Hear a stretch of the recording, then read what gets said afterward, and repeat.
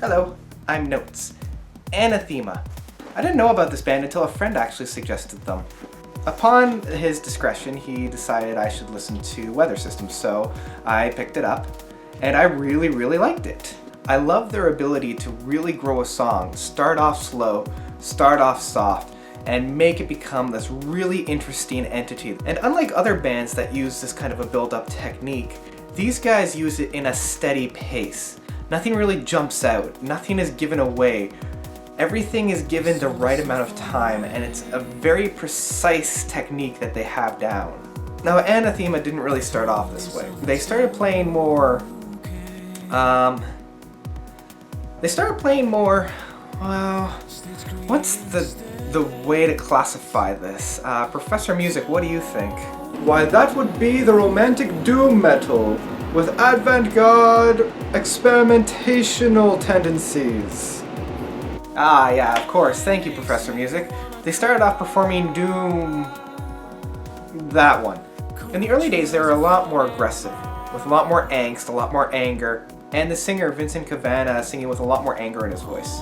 Now this is in comparison with how they sound today. Through countless lineup changes, and almost a decade in a hiatus between 2001 and 2010, the band has gone through a little bit of a change. They did put out one album in 2004, but other than that, the decade between 2001 and 2010 was a pretty quiet one for Anathema. Coming out of this hiatus, they put out We're Here Because We're Here. And this is one of my favorite albums from the group. After I really devoured Weather Systems, I started to look back at their catalog and really listen to a lot of their earlier stuff and a lot of their later stuff as well. When they came back with a lot more of a melodic vibe. A lot of atmosphere in their music now, utilizing more large orchestrations to create their sounds. It sounds as though at times these songs and pieces could almost be out of a soundtrack to a movie, rather than a studio album. Now this is especially true for their album that came right after We're Here Because We're Here, Falling Deeper. With much more music being produced by these guys, they've been putting out almost an album a year, give or take. And so that has led us to last year's effort, Distant Satellites. And how does it hold up to their previous works? Pretty well, actually. It stayed really close to form, but because of this, it's a little bit of a double-edged sword. I mean, on the one hand, you know what you're going to get.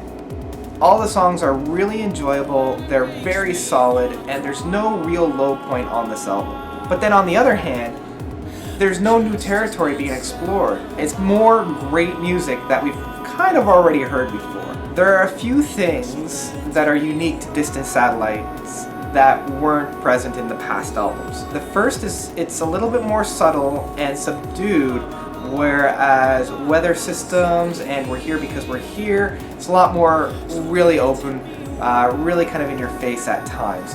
This one feels almost closer to Falling Deeper in terms of atmosphere and overall concept. But unlike Falling Deeper, it does experiment with a bit of artificial sounds in creating complex rhythm and pieces. This is especially true within the title track of Distant Satellites. I really enjoy this kind of a technique, and am genuinely surprised that more bands aren't taking advantage of this. Artificial sounds are nothing new. In fact, they've been around since the late 60s to create music and to create sounds, but that's outside of just like the atmospheric side. I'm talking about like keeping up with rhythms. I know Radiohead really like to delve into this, especially with their Kid A and Amnesia album. With Distant Satellites, I'm talking more of just like a background kind of a rhythm section, as opposed to just in your face, keeping the time, and really being complex. This is more of like a background, secondary driving force for this song. And this is kind of what I'm talking about. This is just a little section of Distant Satellites. You sold this all for away. You told yourself it's okay. Anyway, every time I listen to it with the headphones, it really melts me. It's really great. So outside of that, there really isn't too much to say about Distant Satellites that hasn't already been said for Anathema in terms of the albums that they've put out since 2010. The only downside to this album that I can see is that we've already kind of heard a lot of these songs before.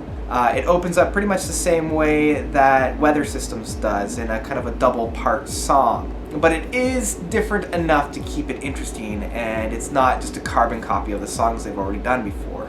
They are very similar though. If you're a fan of the band and you love what they've put out in this decade, then you're going to really like this album. If you like atmospheric music that takes its time to really develop and build, then it's something that I would suggest checking out. But if you're looking for something new and groundbreaking, you're going to be a little bit disappointed with this album. And that's it for me in terms of the Anathema's Distant Satellites, but I'd love to hear what you guys thought about this album if you've heard it. If you haven't, I would recommend picking it up. It's really a nice kind of an album. It's not quite as in your face as some of their past albums, but it does introduce you to the kind of music that they put out. Give these guys a try and let me know what you guys think of it. I've left links down below so you can check them out. Alright, that's it. Notes out.